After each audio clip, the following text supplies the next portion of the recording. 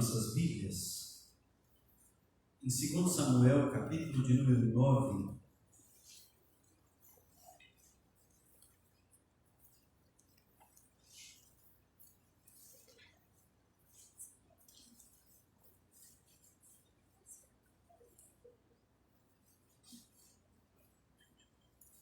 Segundo Samuel, capítulo 9.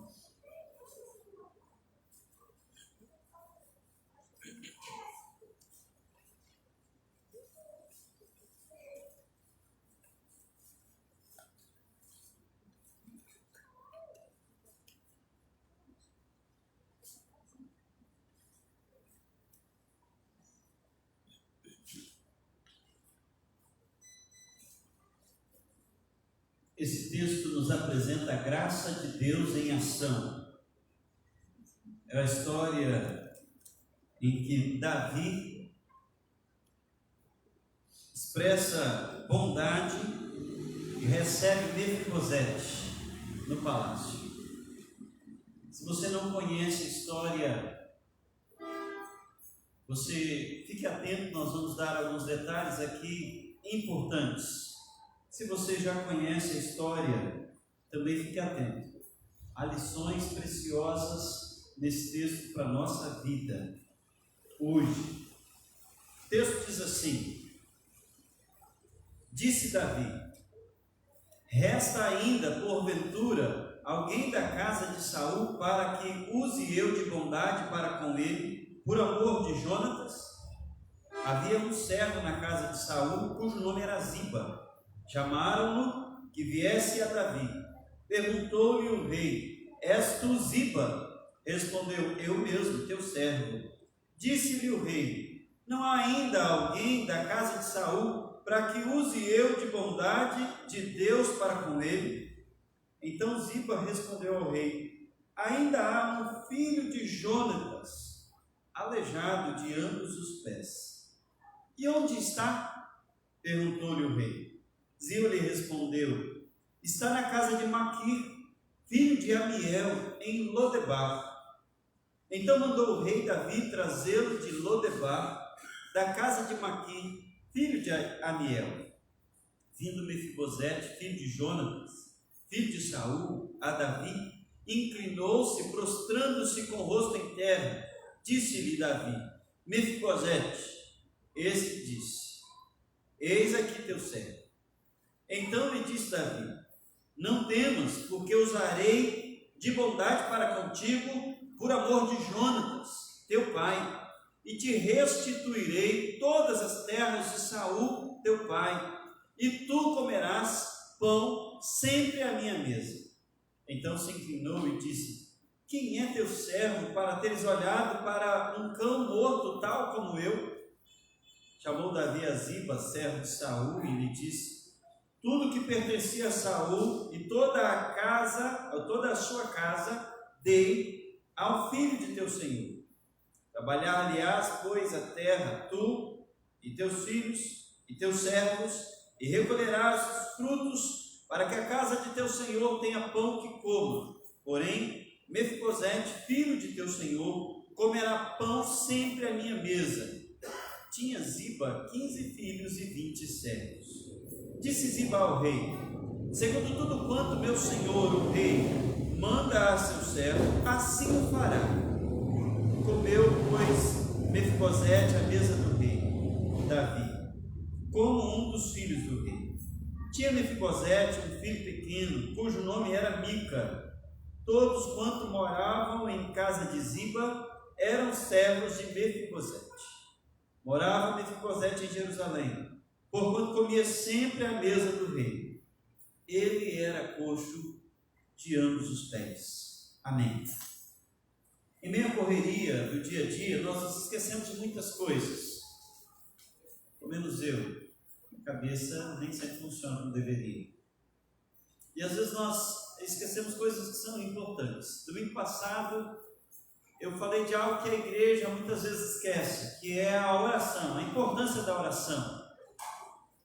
O apego à oração, como nós devemos nos empenhar em orar de maneira clara, direta, objetiva, confiando na graça do Senhor que ouve a voz do lamento, que ouve a voz de petição, que ouve as nossas orações. Nessa noite eu quero falar de algo que também é muito esquecido nos nossos dias por causa da correria: a gratidão. Às vezes nós nos esquecemos de ser gratos às pessoas. Davi está aqui nesse texto agindo em gratidão por algo que havia acontecido anos e anos antes, quando Jonatas livra Davi das mãos de Saul. Davi faz uma promessa a Jonatas. Se você quer observar com mais cuidado essa conversa de Davi e Jonatas, está em 1 Samuel capítulo 20, especialmente versículos 14 a 17. E depois Davi repete a mesma promessa no capítulo 23 de 1 Samuel, versículos 15 a 18. Quando Saul intentava matar Davi, Jonatas se interpõe, o defende, avisa a Davi, e Davi se compromete: se Deus o preservasse com vida, ele iria preservar a Jonatas e aos seus descendentes. Agora, no meio da correria, Davi é rei, Davi tem um palácio para administrar, Davi tem projetos. Ele havia projetado um palácio muito maior, ele havia projetado um templo, a construção do templo de Jerusalém. Davi tem uma nação para governar, Davi é guerreiro, ele queria expandir o território de Israel, e ele ainda é um sábio compositor. E em meio a todas essas atividades, ele para e se lembra da promessa que havia feito anos antes, e agora ele toma providências para cumpri-la por gratidão. Nós precisamos aprender a ser gratos e expressar bondade para com as pessoas que estão próximas a nós. O objetivo desse texto não é apenas narrar a ação de Davi para com Mefibosete como um retorno da gratidão por algo que Jonatas havia feito a ele. O objetivo é maior do que isso. É retratar a bondade e a graça de Deus para com os pecadores. É retratar como graciosamente Deus procura os pecadores, Deus recebe os pecadores, Deus sustenta os pecadores por graça, não como obrigação, mas por graça.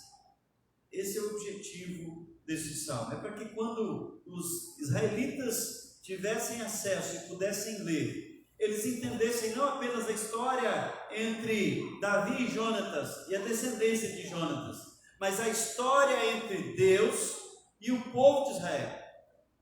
Um povo que foi pego em pecado, um povo que foi pego no meio da escravidão, um povo que continuou pecando, mas a despeito disso, recebeu a graça e continuou sendo sustentado por Deus em todo o tempo. Eu preciso fazer aqui uma observação. O texto fala de Mefibosete e repetidas vezes vem a ênfase de que ele era aleijado de ambos os pés. Você vê especialmente no final do versículo 3 e depois no versículo de número 13, a expressão de que ele era coxo de ambos os pés. Essa expressão aqui faz uma diferença enorme, e é por isso que eu faço essa observação. Nos dias de Davi, no contexto de guerra, no contexto de expansão de território, num contexto de escassez na medicina, num contexto de dificuldades, os coxos eram um símbolo de renegados, eram símbolos de malditos. Os paralíticos, os deficientes físicos não tinham valor social. As pessoas não respeitavam eles. Então, quando nós lemos esse texto e nós nos aproximamos do texto, nós precisamos ler com a mente de um leitor daqueles dias de quando foi escrito, onde o paralítico não serve para ir para o combate. Se nós formos ler com a mente ocidental dos dias de hoje, nós precisamos entender o quê? Hoje nós temos o avanço da tecnologia, o avanço da medicina, o avanço das ciências sociais, e nós reconhecemos que as pessoas que têm algum tipo de paralisia, elas são úteis, elas são valorosas, elas são competentes, elas são capazes, de igual valor a qualquer outro. Mas nos dias de Davi, a situação não era essa. Tá? Então, quando falarmos aqui, entenda, não se sintam ofendidos, se tem algum parente ou se alguém que estiver nos acompanhando no vídeo passar por alguma paralisia, então não se sintam ofendidos. Apenas vamos olhar o contexto do texto e o que isso simboliza e como isso se aplica às nossas vidas. Ok? Então vamos a algumas lições aqui. Primeira delas, uma intervenção graciosa. Uma intervenção graciosa. Davi faz algumas perguntas do versículo 1 ao versículo 5 que demonstram sua graça, que demonstram bondade. Ele então, no meio da correria, no meio da administração da nação, ele faz uma pausa e pergunta aos servos: resta ainda, porventura, alguém da casa de Saul, quem sabe um filho, quem sabe um neto ou um bisneto? Resta alguém para que eu use de bondade para com ele, por amor a Jonatas? Preste atenção nessa observação. Davi não queria propriamente fazer bondade à pessoa em si, mas a Jonatas. Então os servos não tinham muita informação a dar. Parece-nos que algum deles sabia que existia, que havia restado um dos servos de Saul. Tem um chamado Ziba. E Ziba cuidou dos interesses de Saul, era servo de Saul. Talvez ele tenha alguma informação. Então tragam Ziba. Chamaram Ziba para que viesse perante o rei. Versículo 2. E o rei pergunta: és tu Ziba? É você mesmo? Sim, sou eu, meu senhor. É o teu servo. Resta ainda alguém? Será que não há ainda alguém? Será que sobreviveu algum dos descendentes de Saul para que use eu da bondade de Deus? Olha o que Davi diz: Deus foi muito bondoso comigo, e eu agora quero expressar essa bondade a essa descendência de Saul. Será que resta alguém? Então Ziba responde: tem sim, tem um. É Mefibosete. Mas olha, ele é paralítico de ambos os pés.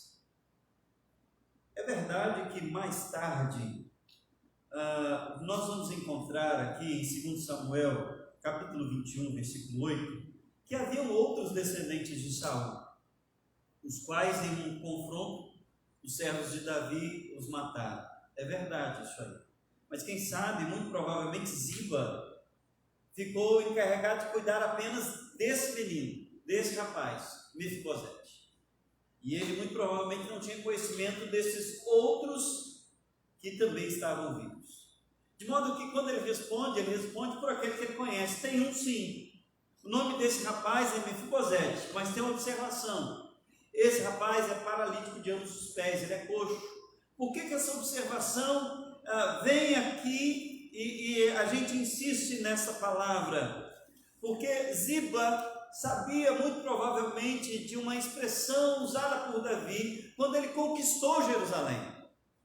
Em 2 Samuel capítulo 5, versículo de número 8, diz assim: naquele dia mandou dizer: todo o que está disposto a ferir os jebuseus, suba pelo canal subterrâneo e fira os cegos e os coxos, a quem a alma de Davi aborrece. Por isso se diz: nem cego, nem coxo entrarão na sua casa. As pessoas conheciam o rigor de Davi. As pessoas conheciam o furor de Davi. As pessoas conheciam a capacidade de Davi de tomar decisões, de executar pessoas, de matar pessoas. E ele então tomou essa decisão: olha, nem cego e nem coxo, eu não gosto, a minha alma aborrece. Por que isso?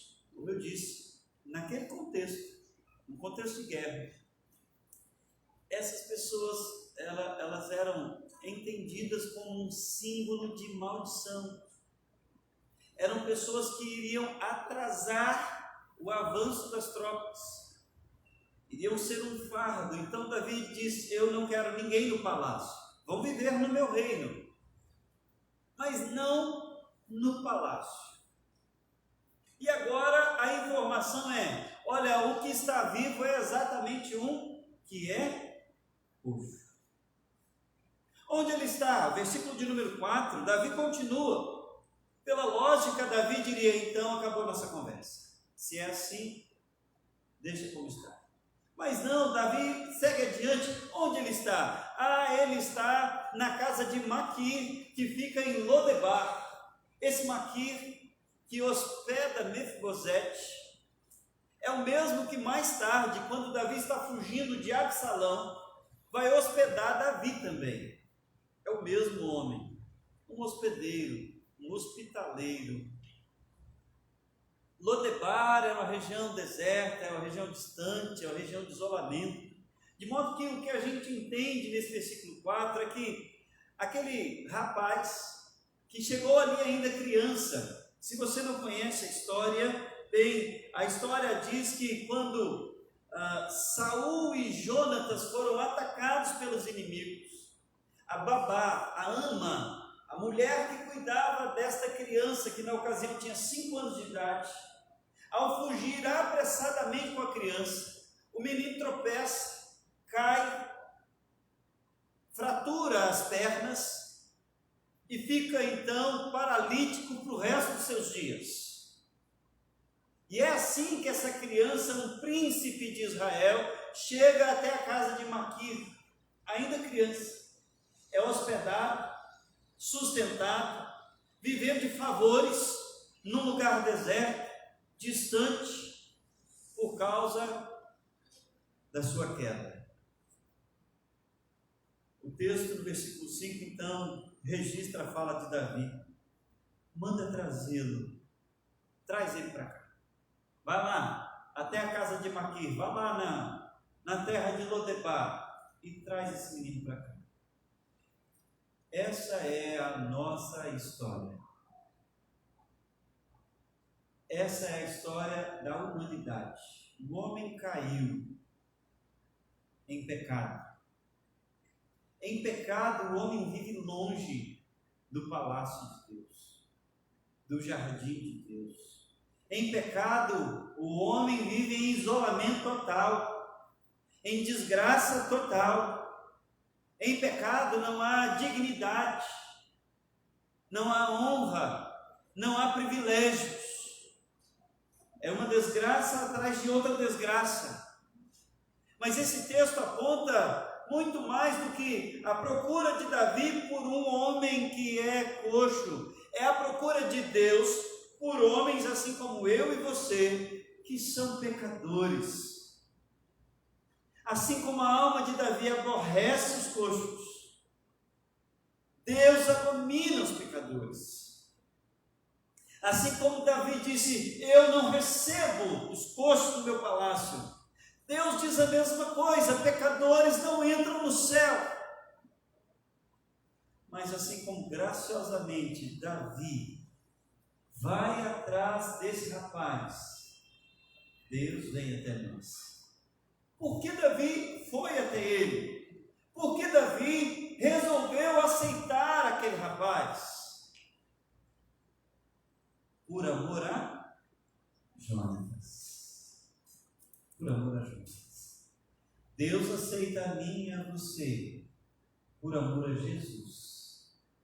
Havia uma promessa entre Davi e Jonatas. Havia um pacto. Havia um acordo. Davi não podia voltar atrás na sua palavra, assim como há um pacto da graça, há uma promessa feita do pai ao filho, há um acordo na trindade entre o pai e o filho, e o pai não pode voltar atrás, e por amor a Jesus, ele recebe a mim e a você, mesmo sendo nós coxos, paralíticos, completamente inúteis, completamente e nos diz: por causa dos nossos pecados, ainda assim Ele nos recebe por causa de Jesus. Em segundo lugar, é importante destacar aqui a consolação graciosa. Versículo de número 6 a 8, diz assim: vindo Mefibosete, filho de Jonatas, filho de Saul, a Davi, inclinou-se, prostrando-se com o rosto em terra. Mefibosete, quem sabe, tivesse alguma ideia do relacionamento de Davi e Jonatas. Ele era muito novo quando a situação aconteceu, provavelmente ele não se lembrava, mas alguém pode ter informado a ele. Fato é, se havia essa informação ou não, Davi não era amigo de Mefibosete, ele era amigo de Jonatas. Mefibosete não conhecia Davi pessoalmente, o pai dele é quem conhecia. Há uma tradição comum na história em que as pessoas tomavam o trono, e a tradição comum é: o novo rei manda matar toda a descendência do rei anterior, para que não aconteça uma revolução no reino. Tentar virar a mesa, tentar reconquistar o trono. Então Mefibosete está se aproximando de Davi com algumas coisas na cabeça. Ele conhece o meu pai, não a mim. Ele amou foi meu pai, não a mim. Ele já disse que eu dei aos coxos e eu sou coxo. E eu sou descendente do último rei. O que será que esse homem quer comigo? Ao se aproximar, então, ele já se prostra com o rosto em terra, em reverência, em humildade. Isso serve para ensinar a mim e a você como nós devemos nos aproximar de Deus. Nós somos pecadores, Ele odeia pecadores, Ele é o Deus Santo, nós não somos. Ele ama Jesus, eu não sou Jesus. Jesus é perfeito, mas eu não sou perfeito. Nós devemos nos aproximar como Mefibosete e nos inclinar diante dele, em humilhação, reconhecendo que não somos dignos, que não somos merecedores de estar sequer na presença dele. Certamente alguém teve que ajudar esse rapaz a sair de Lodebar e chegar até o palácio real. Davi quem providencia tudo isso. É graça. E agora Davi, de maneira graciosa, consola o coração daquele rapaz, dizendo assim: não temas. Essa é uma palavra que a gente ouve muito, Deus dizendo para o povo de Israel, ou o próprio Senhor Jesus dizendo para os discípulos: não temas, sou eu, não temas, eu estou aqui, fique tranquilo, eu estou aqui, não temas. E agora Davi está dizendo para esse homem: eu não vim para te destruir, eu não trouxe você aqui para arruinar a sua vida, ao contrário disso, fique tranquilo, eu quero restaurar a sua vida, eu quero dar a você dignidade. Acalme-se, porque eu usarei de bondade para contigo por amor de Jonatas. É Deus dizendo para eu e você: fique tranquilo. Eu sei que você é pecador mesmo, mas Jesus já resolveu esse problema. O sangue da cruz já resolveu esse problema. Então, eu vou usar de bondade com você. Meus queridos, isso é graça. Isso é graça. Davi não amava Mefibosete. Pelo contrário, a alma dele aborrecia os coxos, mas amava Jonatas, e por amor ele recebe. Deus ama o filho, e por amor ao filho ele recebe a mim e a você. Em terceiro lugar, o que nós vemos aqui é uma restauração graciosa. É isso que as palavras de consolo de Davi apontam. eu vou restaurar você, eu vou receber você em minha casa. Então ele promove uma restauração plena. Ele pega esse homem que morava de favores e o adota como filho. O versículo de número 11 encerra dizendo que Mefibosete comia à mesa de Davi como um dos seus filhos. Davi o adota como filho. Davi pega esse homem que vive de favores e dá a ele a dignidade de príncipe de Israel. Davi pega esse homem que vive num lugar árido, deserto, isolado, e o coloca dentro do palácio. Se fosse nos dias de hoje, no ar-condicionado. Davi pega esse homem moribundo, pobre, e diz para ele assim: as terras que eram do seu pai e do seu avô, eu vou dar para você. Ele chama então Ziba, que era o servo, e diz assim: Ziba, agora você e todos os seus filhos e todos os seus servos vão trabalhar para Mefibosete. Vocês vão para a roça, vão cultivar a roça para que a família toda tenha pão para comer. É isso que você lê aí no versículo de número 10.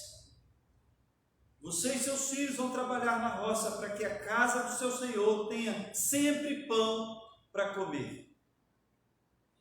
Davi não apenas dá a ele riquezas e posses, mas dá a ele condições de ficar cada vez mais rico, cuidando da terra. E aí vem a parte mais extraordinária da história, porque Davi diz mais uma vez: o seu Senhor vai ficar comigo aqui no palácio. Você vai para a lavoura, mas Mefibosete fica comigo aqui no palácio real. Ele sempre comerá pão à minha mesa. Ele não vai morar lá com você. Ele vai ficar aqui comigo. Davi repete essa expressão 4 vezes, no versículo de número 7, no versículo de número 10, no versículo de número 11 e no versículo de número 13. Isso é uma ênfase para deixar muito claro que aquele homem está completamente restaurado, ele é agora digno, ele é agora honrado, ele tem como um príncipe a liberdade de transitar no palácio real, conhecer detalhes do palácio real, tinha servos a serviço dele dentro do palácio real e pôde cuidar do seu filho que ainda era pequeno. Diz o texto aí no versículo 12 que Mefibosete tinha um filho pequeno, pôde criar esse filho pequeno dentro do palácio, com a riqueza do palácio, com os costumes do palácio, a educação do palácio. Isso é para enfatizar a graça que Davi está usando para tratar Mefibosete. Ele vai comer sempre a minha mesa. Eu ouvi um presbítero usando uma ilustração certa vez sobre esse texto.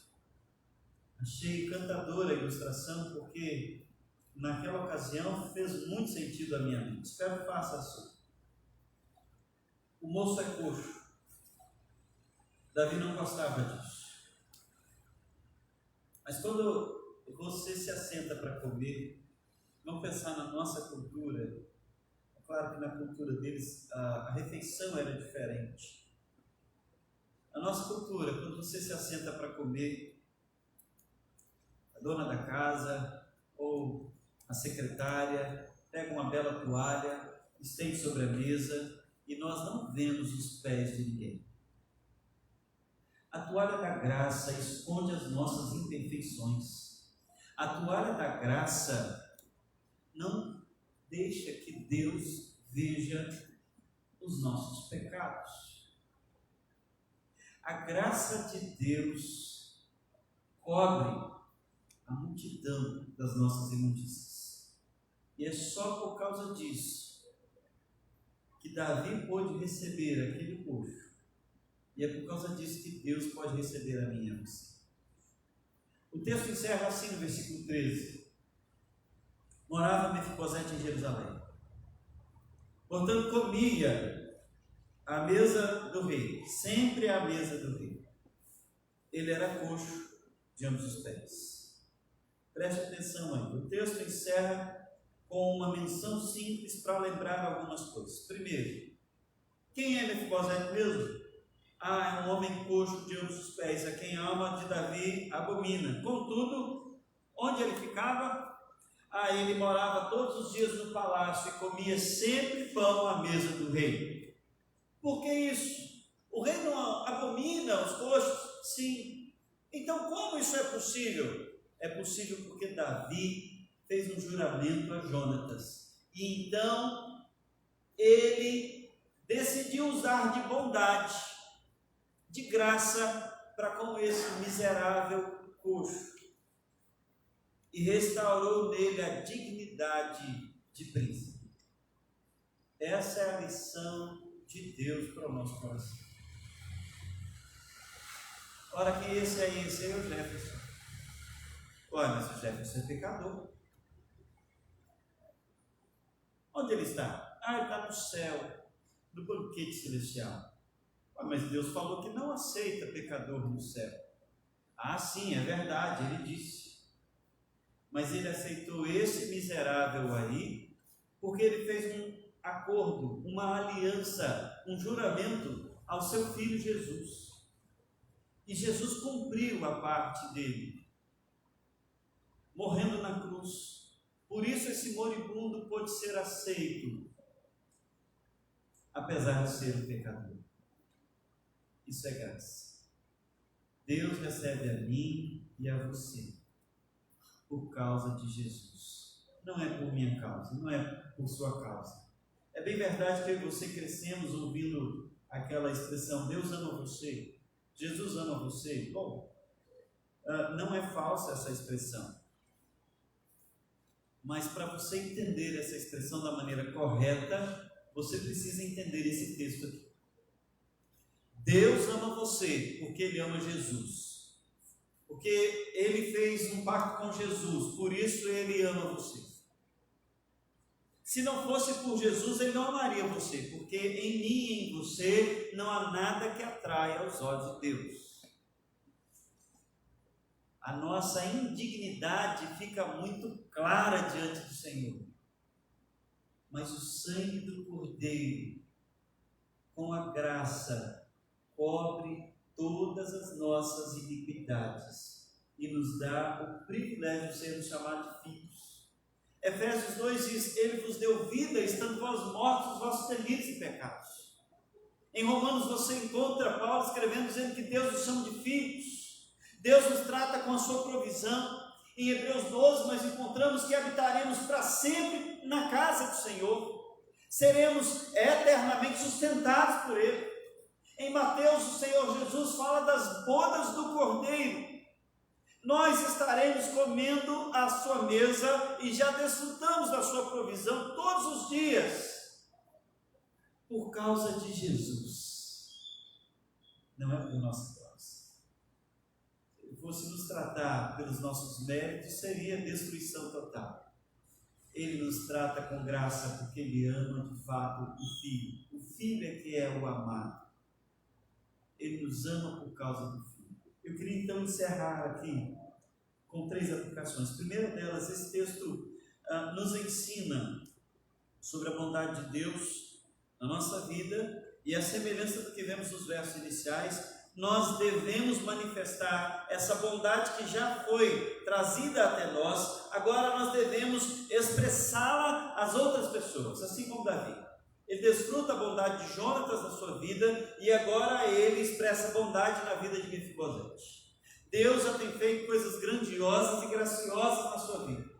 Deus tem sido bondoso com você, então expresse isso àqueles que estão próximos a você. Seja bondoso.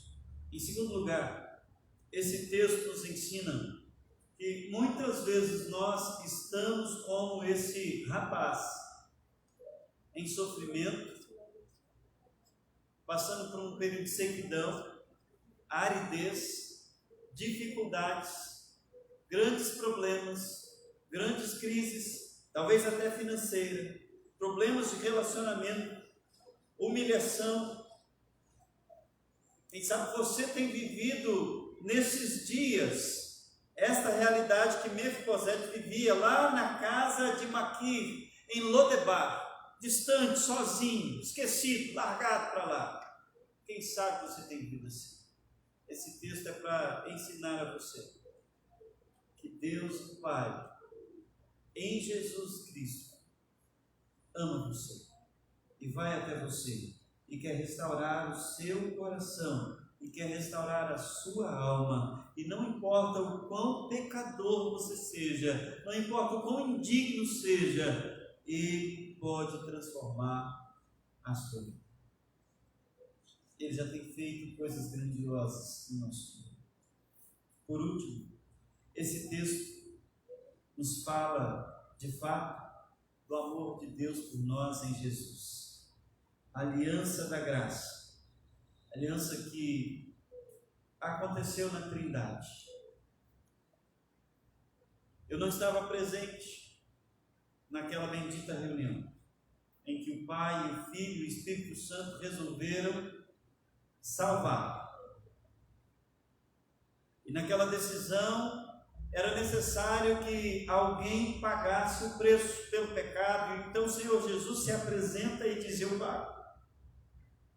E naquela reunião era necessário que alguém aplicasse, ensinasse, nos convencesse de que a morte de Jesus foi em nosso lugar. Então eu visualizo aquela reunião como o Espírito Santo dizendo: eu faço isso, eu vou lá, eu vou convencer os pecadores e vou fazê-los crer no Senhor Jesus. Eu não estava presente, eu não dei meu nome na lista, eu não disse assim: olha, lembra de mim. Mas Deus graciosamente lembrou de pôr meu nome naquela lista. Louvado seja o seu nome. Ele lembrou de pôr o seu nome também. E é só por causa disso, por causa dessa bendita reunião, por causa da bendita aliança da graça, firmada na Trindade, é que eu e você temos a convicção de que habitaremos para sempre com Deus no palácio celestial. Comeremos para sempre na sua mesa. Celebraremos para sempre as bodas do Cordeiro. E seremos sempre recebidos e tratados com a dignidade de filho no palácio celestial. Que essas palavras de graça confortem o seu coração, encorajem sua vida e te motivem a manifestar a gratidão em ação prática, com bondade, àquelas pessoas que estão próximas a nós. Deus te abençoe em nome de Jesus. Amém? Nós vamos orar. Feche seus olhos, vamos nos colocar de pé. Agradecer ao Senhor por essa graça bendita que tem nos alcançado, transformando os nossos corações.